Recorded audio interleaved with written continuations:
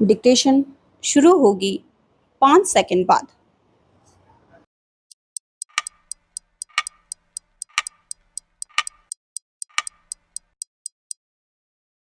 Start.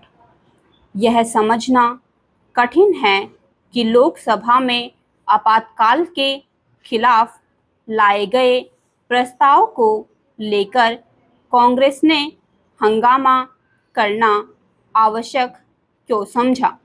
क्या कांग्रेस आपातकाल को सही मानती है या फिर यह चाहती है कि लोकतंत्र को कलंकित करने और संविधान का निरादर करने वाले इस तानाशाही भरे कदम का स्मरण नहीं किया जाना चाहिए। यदि ऐसा कुछ नहीं है तो फिर उसे स्पष्ट करना चाहिए कि लोकसभा अध्यक्ष ओम बिरला ने आपातकाल के संदर्भ में जो कुछ कहा उससे उसे शिकायत क्यों है। यदि कांग्रेस को आपातकाल के दौरान मारे और प्रताड़ित किए गए लोगों की याद में 2 मिनट के मौन का प्रस्ताव रास नहीं आया तो हंगामा करने की क्या जरूरत थी। अच्छा तो यह होता कि वह यह कहने की हिम्मत जुटाती कि 49 साल पहले तत्कालीन प्रधानमंत्री इंदिरा गांधी की ओर से देश पर आपातकाल थोपने और राजनीतिक विरोधियों, मीडिया एवं जनता के खिलाफ दमन का चक्र चलाना एक भूल थी।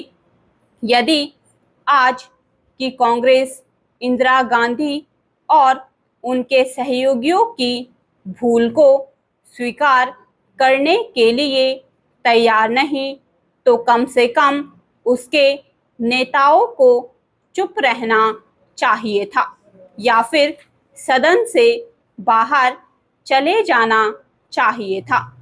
कांग्रेस के नेताओं और उसके समर्थकों की ओर से आपातकाल के संदर्भ में यह जो कहने की कोशिश की जा रही है कि 5 दशक पुराने इस काले दौर का स्मरण नहीं किया जाना चाहिए, वह इसलिए किसी भी मूल्य पर स्वीकार नहीं क्योंकि अतीत की भूलों को विस्मृत करने से उनके दोहराए जाने का खतरा बढ़ जाता है। कांग्रेस को आपातकाल की याद दिलाना इसलिए आवश्यक है क्योंकि पिछले कुछ समय से वह संविधान के खतरे में होने का फर्जी होवा खड़ा कर उसके प्रति प्रतिबद्धता जताने में लगी हुई है।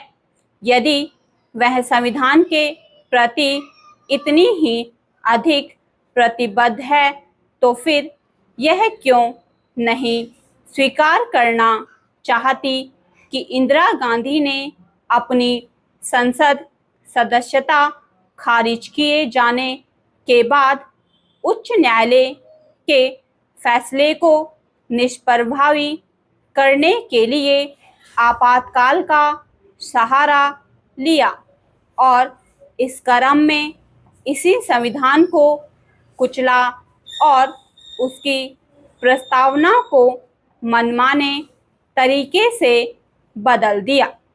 यह ठीक है कि हाल के लोकसभा चुनाव में कांग्रेस का संख्या बल बढ़ा है, लेकिन इसका यह मतलब नहीं कि वह दबे छिपे स्वर में आपातकाल को सही ठहराने की कोशिश करती दिखने लगे।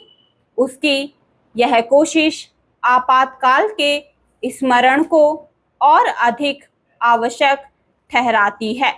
आपातकाल के खिलाफ लोकसभा अध्यक्ष की ओर से लाए गए प्रस्ताव पर असहमति और असंतोष जताने से बेहतर होता कि कांग्रेस इस पर गौर करती कि उसके कुछ सहयोगी दलों ने भी इस मामले में उसका साथ देना आवश्यक नहीं समझा।